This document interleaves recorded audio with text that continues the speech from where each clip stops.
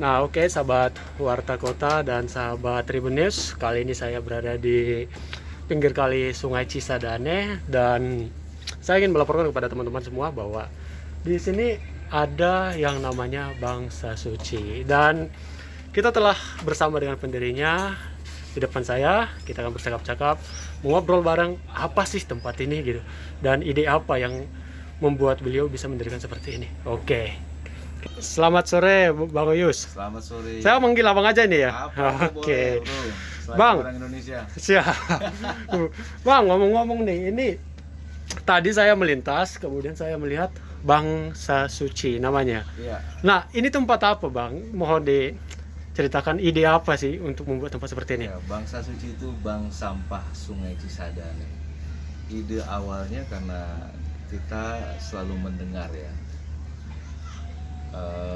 peribahasa bukan sekedar dari orang Indonesia, tapi dari orang-orang di seluruh dunia yang mengatakan bahwa air adalah sumber kehidupan.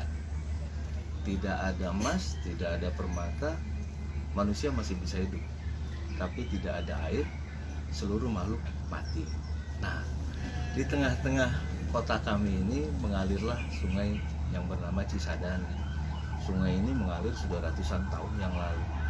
Kata orang-orang tua terdahulu, Sungai Cisadane ini dulunya sangat bening, bisa untuk mandi, bahkan seringkali airnya juga digunakan untuk minum.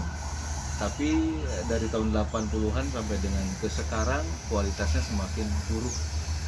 Ada banyak sampah-sampah, ada banyak limbah-limbah kayak gitu. Nah, kami orang-orang pinggiran kota yang punya keterbatasan kemudian memiliki rasa cinta. Ada rasa cinta loh, iya, air sumber kehidupan kayak gitu kan. Kemudian tengah-tengah kita ada sungai, sungainya banyak sampah, tapi kemudian dari sejak itu sampai dengan sekarang tidak ada satupun yang concern kayak gitu kan, apakah itu melakukan pembersihan sampah yang rutin dan lain sebagainya. Nah, akhirnya kami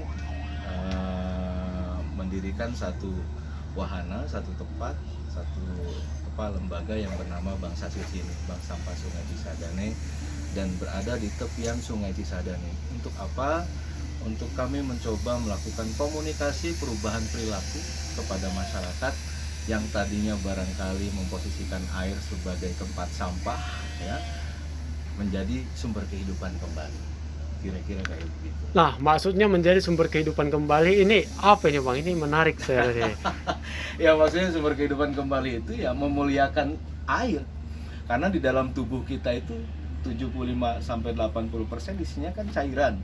Maka kalau kita merawat sungai sama sebenarnya dengan merawat diri kita sendiri. Air sungainya bagus, air sungainya sehat, ya orang-orang yang meminum air yang bersumber baku dari air sungainya juga pasti bagus, pasti sehat juga. Kan seperti itu. Oleh karenanya kami selalu menyampaikan kepada pengunjung Bangsa Suci agar ketika datang ke Bangsa Suci itu membawa sampah. Jadi sampahnya dipilah-pilah lah di rumah. Sampah plastik-plastik, sampah kertas-kertas organik, anorganik itu dipilah. Lalu kemudian dibawa ke Bangsa Suci untuk ditabungkan. Dan bahkan itu bisa dijadikan sebagai tiket untuk masuk ke Bangsa Suci. Sehingga ya saudara-saudara kita, masyarakat yang lain tuh berpikir bahwa oh ternyata dengan sampah kita bisa menikmati tepian sungai ya, bisa menikmati perahu ya, bisa menikmati udara segar, bisa berwisata kayak gitu. Kira-kira itu. Jadi sampah dipilah, nah akhirnya itu menjadi habit, menjadi kebiasaan. Nah, di sisi lain juga kita coba beraktivitas untuk selalu membersihkan sungai kayak gitu. Kita ajakin teman-teman relawan untuk membersihkan sampah-sampah yang ada di tepian sungai. Kemudian kita pasang beberapa waste trap. Memang kalau dari sisi efektif atau tidak efektif ya itu dilihat dari nanti di lapangan seperti apa. Akan tetapi waste trap yang kita pasang itu tentunya akan membuahkan inovasi nanti ke depannya. Berpikir lagi oh yang lebih baik lagi apa. Jadi kita mencegah jangan sampai sampah-sampah plastik itu sampai ke muara sungai, ke laut sana. Karena kalau sudah sampai ke laut sana, sampah plastik jadi gunungan sampah di laut sana, semakin susah dan semakin berat untuk membersihkannya. Jadi kita coba berupaya semaksimal mungkin dengan metode komunikasi perubahan perilaku tadi untuk bisa menghalau sampah jangan sampai ke muara. Oke, berarti edukasi yang selalu diutarakan disampaikan kepada masyarakat Ya, ini Bapak ya. edukasi. Oke. Yang penting adalah edukasi. Jadi sama-sama kita juga sedang belajar kayak gitu kan. Kemudian ya saling belajarlah kita. Bagaimana caranya kita bisa mengembalikan kemuliaan air, kemuliaan sungai. Karena sungai ini memberikan kehidupan yang luar biasa. Ada berapa perumahan, permukiman yang mengambil airnya dari Sungai Cisadane. Ya kan, ada berapa puluh ratus industri yang mengambil air sungainya dari Cisadane. Ada berapa tempat ibadah yang mengambil air sungainya dari Sungai Cisadane kayak gitu kan. Jadi memang saatnya kita semakin mencintai sungai, semakin menyayangi sungai dengan apa yang kita miliki. Karena mencintai sungai sama dengan mencintai diri kita sendiri. Oke. Bang, kalau ngomongin sampah nih pasti ada bulan-bulan yang tertentu sampah masuk ke Sungai Cisadane. Saya beberapa kali membaca artikel di bulan tertentu selalu ada sampah yang masuk gitu. Ada waktu tertentu. Wah, ada waktu tertentu memang karena ada 24 titik timbulan TPS yang apa ya bahasanya, ilegal atau apa kayak gitu kan, TPS yang ada yang dilakukan oleh masyarakat sekitar Sungai Cisadane. Jadi sampah-sampahnya itu ada di pinggiran sungai. Nah, itu ada sekitar 24 titik itu. Kita juga sedang melakukan komunikasi dengan masyarakat itu untuk ke depan kita bisa bekerja sama dengan mereka, bergotong royong mungkin untuk membangun tempat sampah yang lebih layak dan mudah dibersihkan sehingga sampahnya itu tidak ke sungai. Itu satu. Kemudian juga ada titik yang memang itu tempat sampah beneran di atas sana. Tempatnya di tepian Sungai Cisadane. Jadi kita juga sudah bersurat, kita sudah mengadukan, berkabar di media juga sudah, tapi memang kondisinya memang ada di tepian Sungai Cisadane kayak gitu kan. Sehingga ketika air naik ya, volume airnya tinggi atau debit airnya tinggi, sampah itu juga terbawa hanyut. Nah, itulah yang menjadi sampah khas sejauh ini yang bisa dilihat oleh teman-teman dan juga masyarakat sekitar Cisadane. Oke. Bang, ngomong-ngomong tadi kan ada disinggung nih yang masyarakat bisa membawa sampahnya ke sini baik itu plastik, kertas. Nah, sesampai di sini itu diolah gimana lagi? Kita pilah. Ada yang bisa dikreasikan, kita kreasikan. Ada yang kita buat jadi celengan, ada kita buat jadi tas, aneka-aneka kreativitas tangan lah ya, kita buat handicraft kayak begitu kan. Nah itu kita buat, kemudian kita simpan di galeri. Barangkali ada yang suka dengan karya-karya itu, kadang-kala mereka membeli dan lain sebagainya. Nah itu juga energi buat kami, ketika ada yang membeli ya energi buat kami kayak gitu. Terus kemudian sisanya yang tidak bisa di recycle kita jual kembali. Ada selisih dari situ, itulah yang menjadi energi buat teman-teman aktivis di sini untuk hidup kayak gitu. Dan ada juga insenerator mini, jadi bagi yang sama sekali tidak bisa dilakukan pemanfaatan, kita masukkan ke dalam insenerator. Oke. Nah kemudian saya dengar nih selain di lokasi ini ada juga katanya di Serpong ya. Kemudian ada 3 saya rasa Bang Sasuci ini ya. Nah itu bagaimana ide sebelumnya bisa melebarkan sayap ke 3 titik ini? Sampahnya Cisadane ini nggak berhenti ya, masih belum berhenti juga sampai dengan sekarang, masih juga belum bersih. Artinya kita mesti mengajak lebih banyak lagi stakeholder untuk bisa peduli terhadap sungai. Nah, kayak tadi kita bikin titik di sini, kemudian kita pasang lagi titik waste trap di arah atas sana kayak gitu kan, itu waste trap. Jadi penjebak sampah kayak begitu.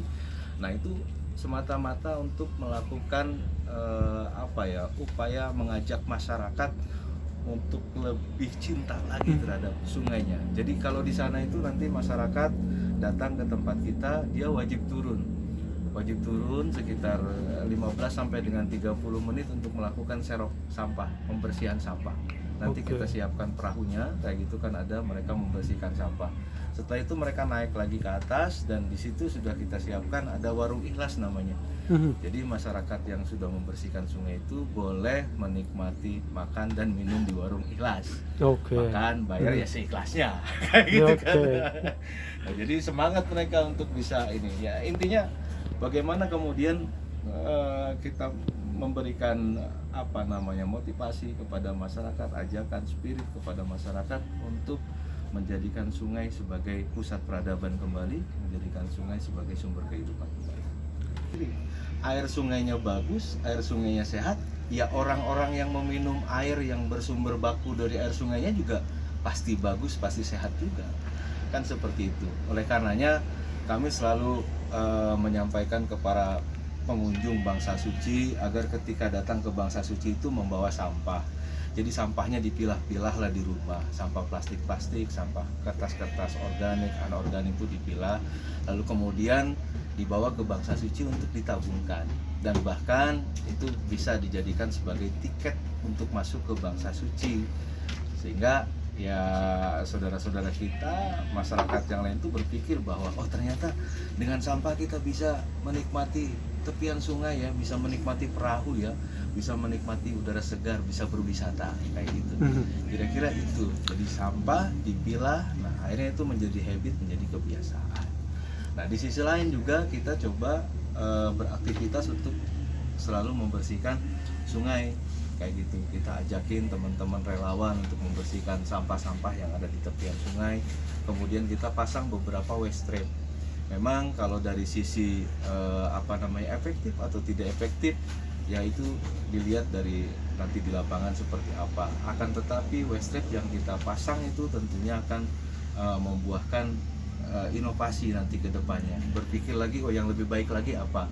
Jadi kita mencegah jangan sampai sampah-sampah plastik itu sampai ke muara sungai, ke laut sana.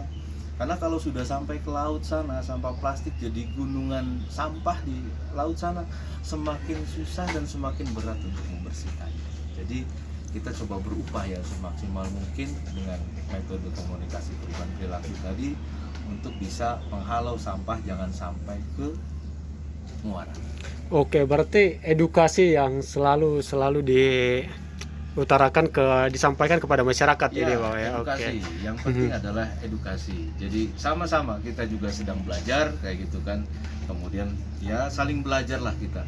Bagaimana caranya kita bisa mengembalikan kemuliaan air, kemuliaan sungai. Karena sungai ini memberikan kehidupan yang luar biasa. Ada berapa perumahan, permukiman yang mengambil airnya dari Sungai Cisadane. Ya kan ada berapa puluh ratus industri yang mengambil air sungainya dari Cisadane. Ada berapa tempat ibadah yang mengambil air sungainya dari Sungai Cisadane kayak gitu kan. Jadi memang saatnya kita semakin mencintai sungai, semakin menyayangi sungai dengan apa yang kita miliki. Karena mencintai sungai sama dengan mencintai diri kita sendiri. Oke. Aktivitas untuk selalu membersihkan sungai kayak gitu. Kita ajakin teman-teman relawan untuk membersihkan sampah-sampah yang ada di tepian sungai. Kemudian kita pasang beberapa waste trap. Memang kalau dari sisi efektif atau tidak efektif ya itu dilihat dari nanti di lapangan seperti apa. Akan tetapi waste trap yang kita pasang itu tentunya akan membuahkan inovasi nanti ke depannya. Berpikir lagi oh yang lebih baik lagi apa. Jadi kita mencegah jangan sampai sampah-sampah plastik itu sampai ke muara sungai, ke laut sana. Karena kalau sudah sampai ke laut sana, sampah plastik jadi gunungan sampah di laut sana, semakin susah dan semakin berat untuk membersihkannya. Jadi kita coba berupaya semaksimal mungkin dengan metode komunikasi perubahan perilaku tadi untuk bisa menghalau sampah jangan sampai ke muara. Oke, berarti edukasi yang selalu diutarakan disampaikan kepada masyarakat ya, ini Pak ya. Edukasi. Yang penting adalah edukasi. Jadi sama-sama kita juga sedang belajar kayak gitu kan. Kemudian ya saling belajarlah kita. Bagaimana caranya kita bisa mengembalikan kemuliaan air, kemuliaan sungai. Karena sungai ini memberikan kehidupan yang luar biasa. Ada berapa perumahan, permukiman yang mengambil airnya dari Sungai Cisadane. Ya kan ada berapa puluh ratus industri yang mengambil air sungainya dari Cisadane.